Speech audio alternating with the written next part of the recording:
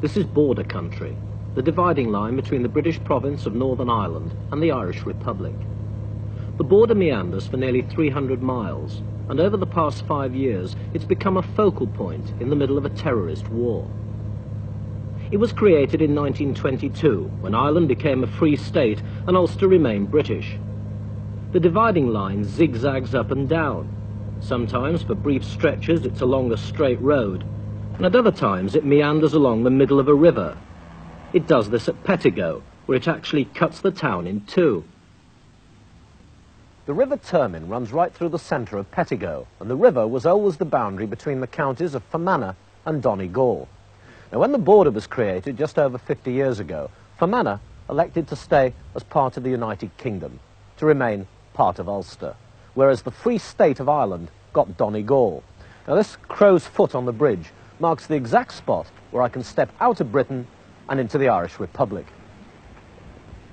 That meant that the people of Pettigo suddenly found themselves split by an international border.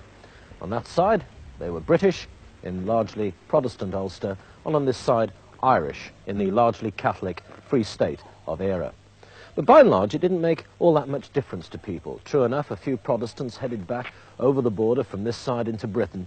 The telephone boxes changed colour, red on that side and green on this. And two customs posts, British over there and the Irish one here, suddenly faced each other from across the little bridge.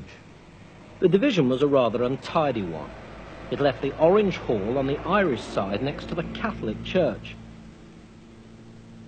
And rather unfairly, it left all the pubs on the Irish side as well. There was one pub in Ulster, but that fell into the river.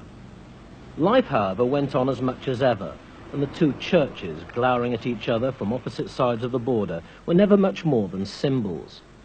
People of different religions got on well together, for after all, they all went the same way in the end. Mr. McCrae, a shopkeeper, undertaker, and a Protestant, buries the British. When a Catholic dies, he drives Pettigo's one and only hearse to the border, where John Britton, who's Irish in spite of his name, collects the hearse and goes off to bury his fellow Catholics. Where are you for today? Ballyshannon. Ballyshannon? Yeah. Good.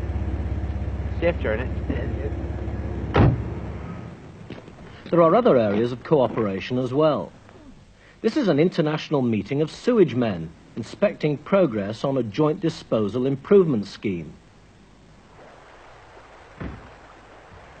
John Britton, his undertaking duties over, sets off from his pub to potter about in his garden.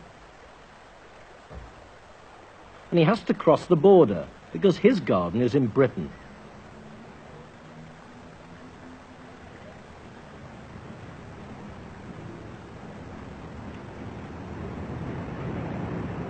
Apart from the inconvenient access, he's obliged to eat anything he might grow in his garden on the British side of the border because the importation of vegetables into the Irish Republic is strictly prohibited. This is a smuggler. She's on a return trip from Britain into Ireland with quantities of butter, bread and tinned food, all of which are cheaper in Ulster. Smuggling is an old tradition around here, and they start them kind of young. It's a two-way affair. In John Britton's pub, which quenches thirst for 13 hours a day, cigarettes are up to £1 cheaper than in Ulster. So addicts flock in from across the border to buy over 200,000 cigarettes a week. So that's how it always was. The members of two communities, of two nations and of two different religions mingled together happily. Mind you, there was once a punch-up here on the bridge and a bloke got thumped in Ireland and ended up on his back in Britain, which confused the police somewhat. And during the last war, during the blackout, this place was in darkness, whereas on the other side of the border, it was a blaze of light.